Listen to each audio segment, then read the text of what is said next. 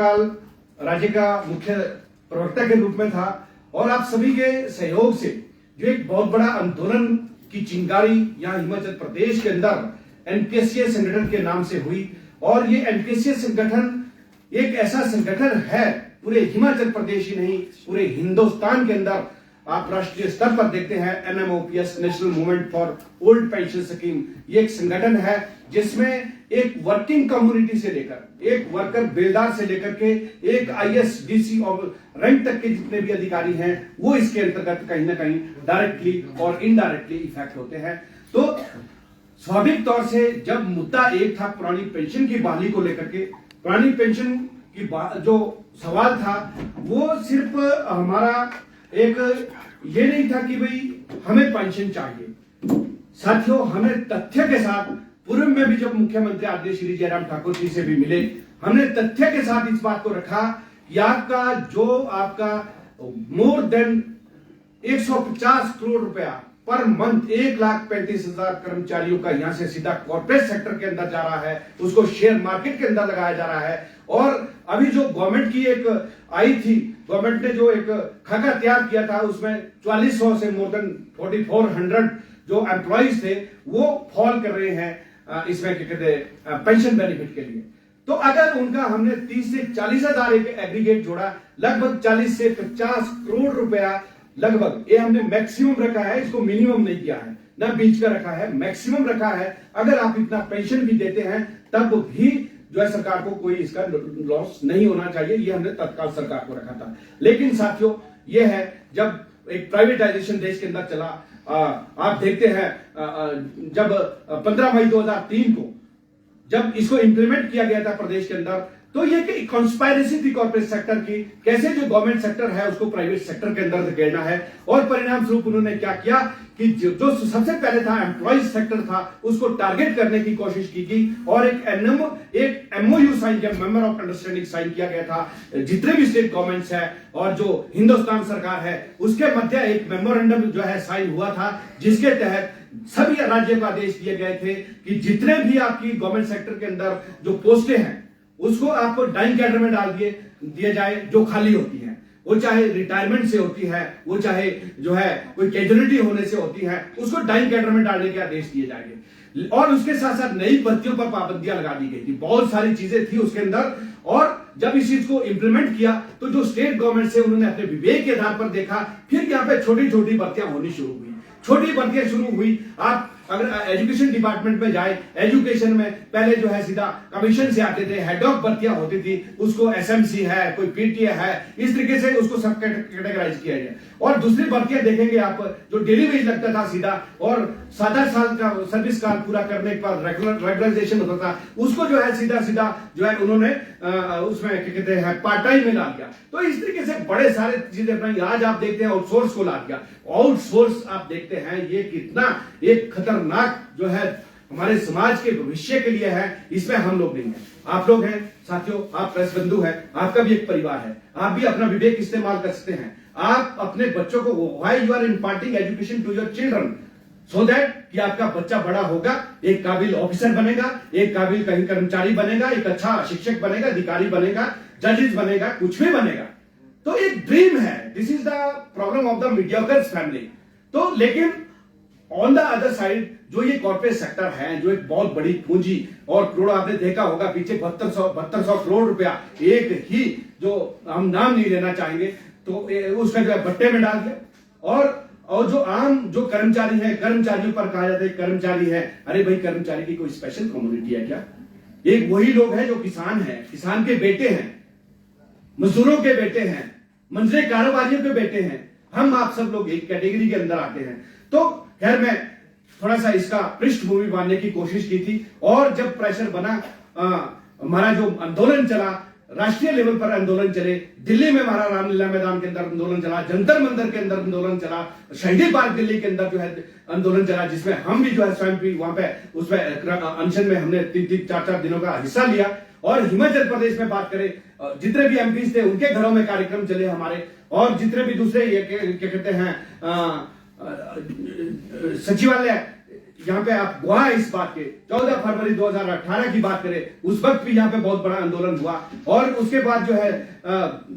जो धर्मशाला में है, धर्मशाला के अंदर जो है जोरावर स्टेडियम के अंदर हमारा आंदोलन चला। और उसके बाद जो है आपका दाड़ी मैदान है, उसके अंदर आंदोलन चला। 3 मार्च का गवाह पूरा हिमाचल प्रदेश ही नहीं, पूरे हिंदुस्तान ने उस बात को देखा जिस तरह से हुआ। और लेकिन कर्मचारी हटने वाला नहीं था, क्योंकि उसके भविष्य का सवाल ही नहीं, बल्कि आने वाला जो बच्चा है, उसका आने वाली जो पीढ़ी समाज की है, वो चाहे किसान का बेटा है, मजदूर का बेटा है, मीडियोकर फैमिली का बेटा है, छोटे कारोबारी का बेटा है, उसके भविष्य का भी सवाल था। तो इस बात को लेकर के हमारे जो क्रांतिकारी साथी थे वो हटे नहीं है। 3 तारीख का 3 मार्च का जो आंदोलन चला, बढ़ चढ़ करके जो है कर्मचारियों पर कई तरीके की रिस्ट्रिक्शंस लगा दी गई थी डिपार्टमेंट की ओर से, लेकिन in spite of all those restriction they totally avoid them. और जो है उन्होंने बढ़ चढ़ करके हिस्सा लिया। एक राष्ट्रीय मुद्दा बनता गया, एक राज्य स्तरीय मुद्दा बनता गया। और जो है जो कांग्रेस सरकार थी, हम पार्टीबाजी में विश्वास नहीं रखते हैं।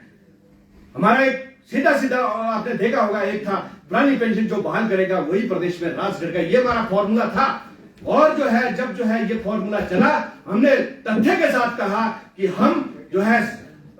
वैसे हम कोई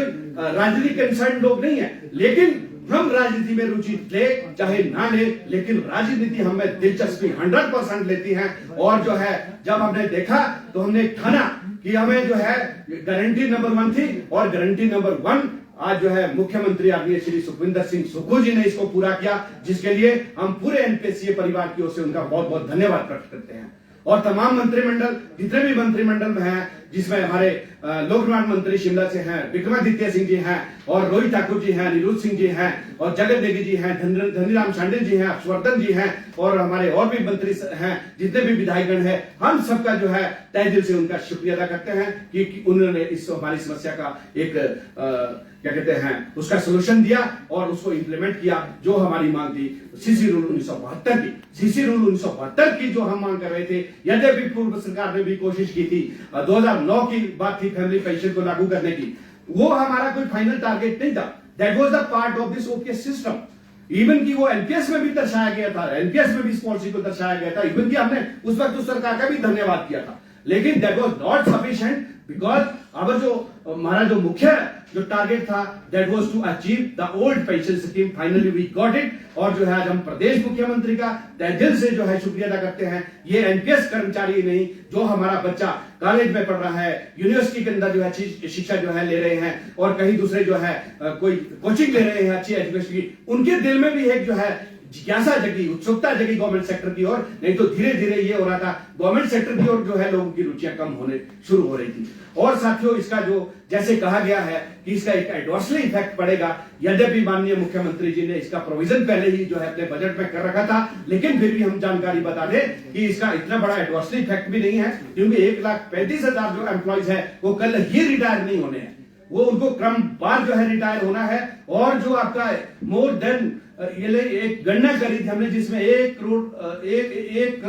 अरब 62 करोड़ के आसपास जो है हमने एक राउंड फिगर लिया था, उसका एग्जैक्ट आंकड़ा नहीं बता रहा हूं, उतना पैसा हमारा पर मंथ जा रहा था। आज जो है इस बात से सुकून है, प्रदेश को भी इसका जो है लाभ मिलेगा, और जो कर्मचारी हैं उनको भी लाभ मिलेगा, आने वाली जो भविष्य की पीढ़ी है वो भी इसमें सुरक्षित होगी। और साथियों, इसके साथ साथ जो ये क्या कहते हैं हमारा 29 तारीख को एक बहुत बड़ा आभार समारोह हो रहा है। पहले हमने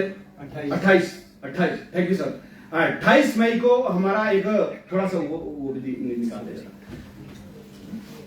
28 मई को हमारा धर्मशाला में एक बहुत बड़ा आभार समारोह हो रहा है, जिसकी तैयारियां हमने उसी वक्त शुरू कर दी थी जब पुरानी पेंशन बहाली की घोषणा प्रदेश सरकार की ओर से हुई थी। और हमें याद है वो क्या कहते हैं लोहड़ी का त्योहार भी मनाया जा रहा था और जश्न भी मना रहा था। जिस तरह से कर्मचारी उमड़े थे, स्पष्ट जो है उनकी प्रसन्नता दिख रही थी। और उसके बाद जो है हम कर्मचारियों ने कहा, हमारे साथियों ने कहा कि जब तक एसओपी लागू नहीं होती है, थोड़ा सा जो है हम वेट करते कि एसओपी जारी हुई। एसओपी भी बढ़िया फॉर्म में जारी हुई, और जो आज एसओपी जारी हुई है ये एक पूरे हिंदुस्तान के लिए मॉडल है। और जो ये आंदोलन हमारे प्रदेश अध्यक्ष हैं, वैसे तो हमारे नरेश ठाकुर जी भी रहे हैं, वर्तमान में जो हमारे प्रदेश अध्यक्ष आदमी हैं प्रदीप ठाकुर जी, उनकी अगुवाई में जो है पूरा प्रदेश लीड कर रहा है। भरत शर्मा जी जो हमारे जनरल सेक्रेटरी हैं, और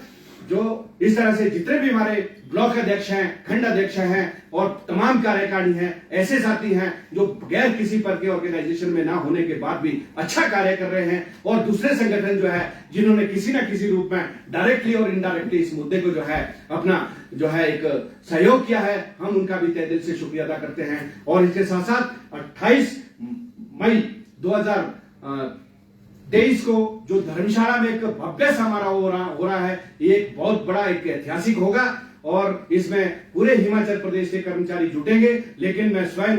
जिला शिमला का अध्यक्ष होने के नाते हमने यहां पर भी जो है काफी एक्सरसाइज किया है, हमारे डोडरा क्वार से लेकर कुपुई से लेकर, और कल मैं सहन वहां पे से ऊपर 15-20 इलाका बोलता है, बहुत हार्ड एरिया है, वहां से भी विजिट करके आए थे। हर जगह हमारी पूरी टीम,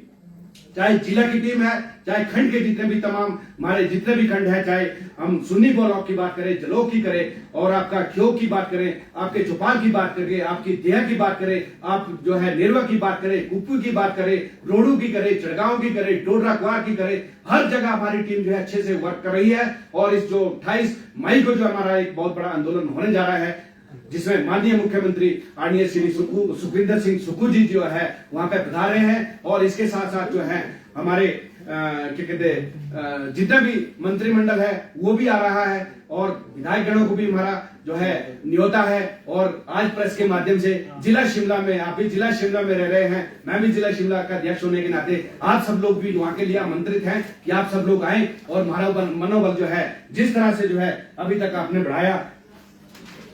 जिस तरह से आपने हमारा मनोबल अभी तक बढ़ाया, इस मुद्दे को अगर जो है मुकाम तक पहुंचा है, उसमें आपका भी उतना ही योगदान रहा है जितना एनपीएस के कर्मचारी साथियों का रहा है। अगर आप इस मुद्दे को न उठाते तो आज हिमाचल प्रदेश का जो है हम स्पेशल थैंक्स करना चाहेंगे हिमाचल प्रदेश की जितने भी प्रेस के बंधु हैं, जितने भी प्रेस रिपोर्टर हैं, हर जगह से जो है बातें उठती थी कि जो प्रेस के लोग हैं वो जो है कहते हैं मुद्दे नहीं उठाते हैं। हिमाचल के प्रेस ने इस बात को साबित किया। हिमाचल की प्रेस